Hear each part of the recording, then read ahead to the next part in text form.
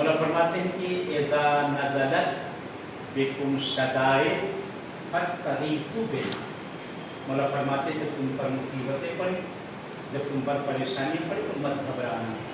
फस्तगीसू बिहा, मौला कहते तुम हमसे इस्तिग़ासा करो, हमसे मांगो, कहीं भी हो दुनिया में, कहीं भी, दूर नज़दीक की शर्त नहीं, कहीं भी रहो, इनसे मांगो। तो मौला फरमाते फस्तगीसू बिहा, तो हम तो उनसे इस्तिग़ासा करोगे तो हम तुम्हारी फरियाद को सुनेंगे।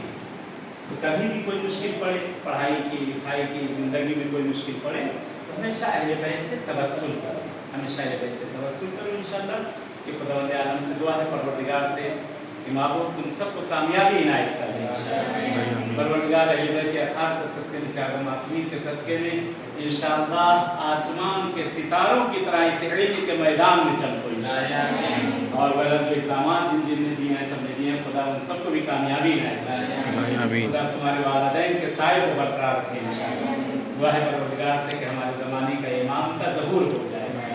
दुआ की कबूलियत के लिए, अपनी कामयाबी के लिए, मौला के ज़हूर के लिए, और ईरान की कामयाबी के लिए, और अमेरिका इसराइल की नाबूदी के लिए एक सलवात भेजे अच्छे फ़र्ज है उनके साथ।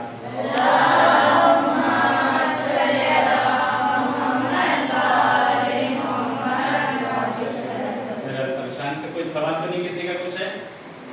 कुछ नहीं, माशाअल्लाह सब पढ़े लिखे हो।